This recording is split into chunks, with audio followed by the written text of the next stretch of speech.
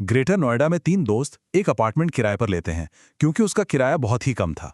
लेकिन उन्हें इस बात का जरा भी अंदाजा नहीं था कि उस कम कीमत के पीछे एक बहुत ही भयानक और गहरा राज छुपा हुआ है। ये कहानी है उसी शापित अपार्टमेंट की और उन खौफनाक घटनाओं की जिन्होंने उन दोस्तों की जिंदगी को हमेशा हमेशा के लिए बदल कर रख दिया।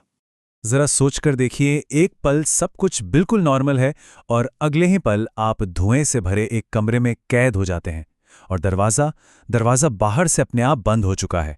बस यहीं से उस असली दहशत की शुरुआत हुई जो एक ऐसे राज की तरफ ले जा रही थी जिसके बारे में किसी ने सोचा भी नहीं था। तो आज हम इसी सवाल का जवाब तलाश करेंगे। हम ये समझने की कोशिश करेंगे कि आखिर कैसे इन दोस्तों ने खुद को एक ऐसी जगह पर फंसा हुआ पाया जहां अतीत कभी मरा ही नहीं था बल्कि जिंदा था।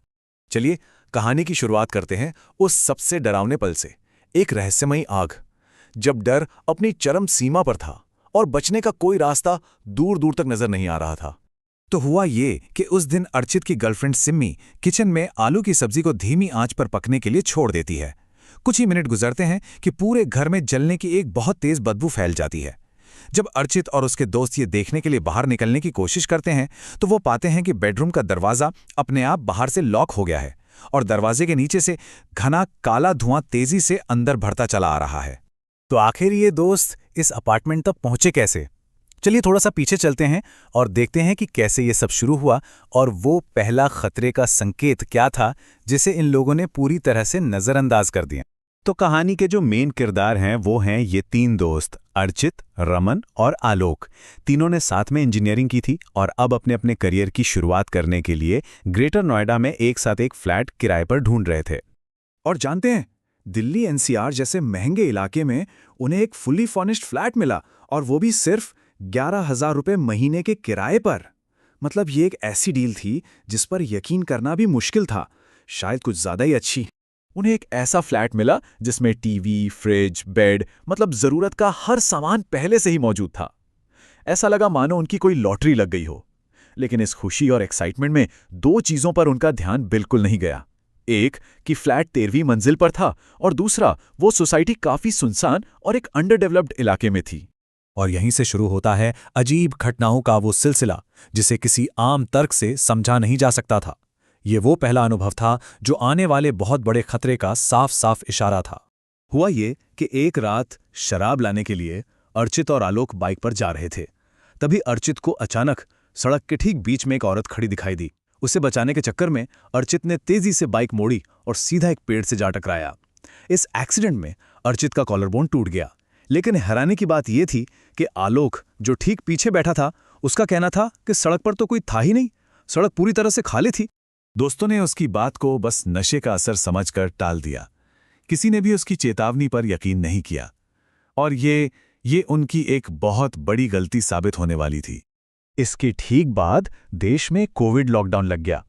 अब इन तीनों दोस्तों को अपना पूरा का पूरा समय उसी अपार्टमेंट में बिताना पड़ रहा था और जब 24 घंटे वो उसी घर में बंद थे तो उस घर की असलियत धीरे धीरे सामने आने लगी।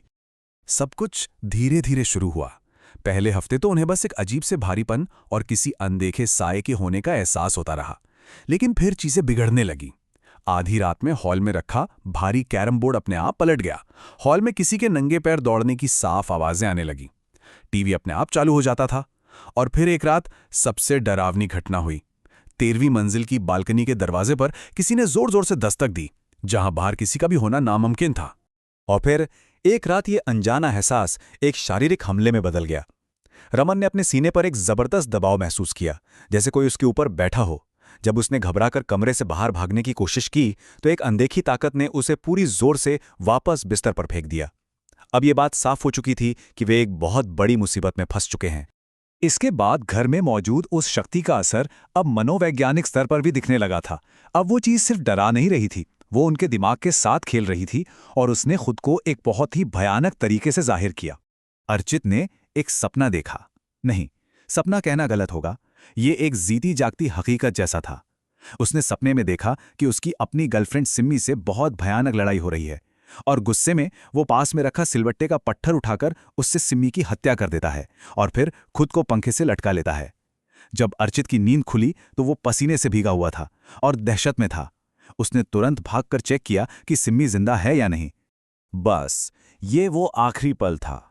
इस भयानक सपने के बाद उन तीनों को यकीन हो गया कि घर में कोई बहुत ही नेगेटिव एनर्जी है जो ना सिर्फ उन्हें डरा रही है बल्कि उनके दिमाग पर भी कब्जा कर रही है।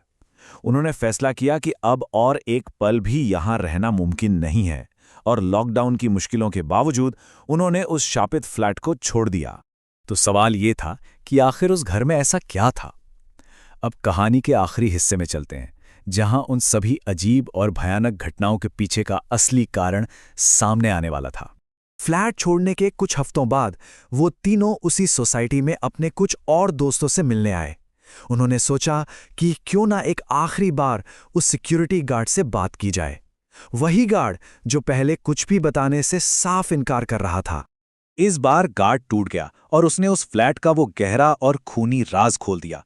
उसने बताया कि उस फ्लैट के असली मालिक एक पति पत्नी थे जो एक दूसरे पर शक करते थे।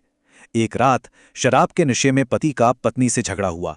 झगड़ा इतना बढ़ गया कि उसने सिलबट्टे के पत्थर से अपनी पत्नी की बेरहमी से हत्या कर दी और फिर बेडरूम में जाकर पंखे से लटककर खुद की जान दे दी। और सबसे ज्यादा चौंकाने वाली बात यह थी कि नई मकान मालकिन जो उस आदमी की बहन थी, उसने उसी खून से सने फर्नीचर और सामान के साथ फ्लैट को किराए पर चढ़ा दिया था। और जैसे ही अर्चित ने यह सुना, उसके पैरों तले जमीन खिसक गई। सिलबट्टे से हत्या और पंखे से लटकना, ये तो बिल्कुल वही मंजर था जो उसने अपने उस भयानक सपने में देखा था। वो कोई सपना था ही नहीं, वो उस घर की दीवारों में कैद उस भयानक ट्रेजेडी का एक साइकिक रिप्ले था जिसे अर्चित ने अनजाने में महसूस कर लिया था। तो आखिर क्या था उस 13वीं मंजिल के फ्लैट में? क्या वो उन पति पत्नी की आत्माएं थीं, या फिर उस जगह की दीवारों में बसी हुई वो नेगेटिव एनर्जी थी जो उस दर्दनाक घटना को बार बार दोहरा रही थी? इसका जवाब शायद हमेशा के लिए एक राज ही बनकर रह जाएगा।